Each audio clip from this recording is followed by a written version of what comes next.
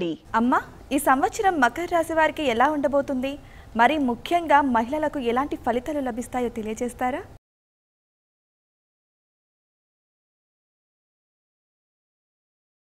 మకర రాశి వారికి ఆదాయం 14, వ్యయం 14, రాజపూజ్యం 3, అవమానం 1. ఈ సంవత్సరం మొత్తం మీద బాగుండబోతోంది. ద్వితీయ స్థానంలో శని, తృతీయ స్థానంలో రాహువు, చతుర్థ పంచమ స్థానాలలో గురుగ్రహ సంచారం, భాగ్యస్థానంలో కేతువు, గురుశుక్ర మౌఢ్యములు, రవిచంద్ర గ్రహాలు ప్రధానమైనటువంటి ఫలితాలను నిర్దేశిస్తున్నాయి. ఆర్థిక పరిస్థితి రీత్యా ఆశాజనకమైనటువంటి వాతావరణం ఏర్పడుతుంది. మీరు చేసే ఆలోచనలు, ప్రయత్నాలు సఫలీకృతమవుతాయి. ఖర్చులను తగ్గించుకోవడానికి గాను చేసే ప్రయత్నాలు ఫలిస్తాయి. నూతన ఉద్యోగ అవకాశాలని అందుకోగలుగుతారు. వ్యాపారంలో మంచి అభివృద్ధిని సాధించగలుగుతారు. జీవిత భాగస్వామి నుండి ఆర్థిక సహాయంతో ఎన్నో సమస్యల నుండి బయటపడగలుగుతారు. రుణాలను తీర్చడానికి గాను అవిశ్రాంతిగా శ్రమించవలసి ఉంటుంది. కుటుంబపరమైనటువంటి సమస్యలు బంధువుల రూపంలో వేటాడతాయి.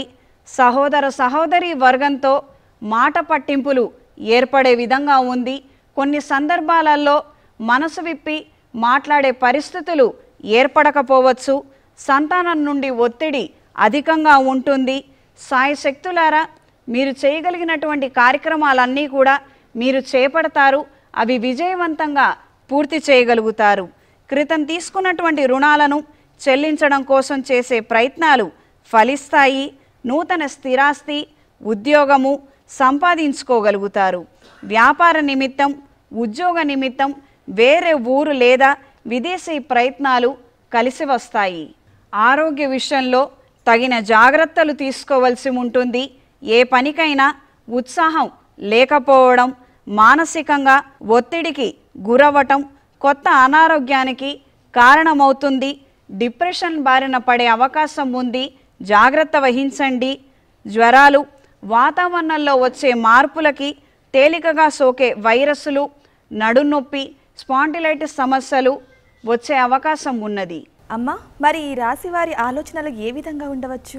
ఈ సంవత్సరం ఈ రాశివారు చాలా నిర్మోహమాటంగా వ్యవహరిస్తారు. చేతనైతే సహాయం చెయ్యండి, లేదంటే లేదు.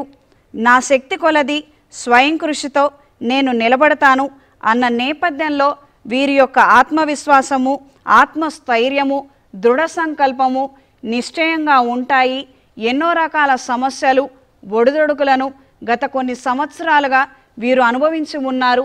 వస్తున్నటువంటి సదవకాశాలని ఖచ్చితంగా సద్వినియోగపరుచుకోగలుగుతారు. ఈ సంవత్సరం శ్రీ లక్ష్మీనారాయణ పాశుపత హోమాన్ని జరిపించండి. చేతికి కుబేర కంకణాన్ని ధరించండి. ప్రతిరోజు కనకదార స్తోత్రం చదవటం అన్ని విధాలుగా విశేషమైనటువంటి ఫలితాలను ప్రసాదిస్తుంది.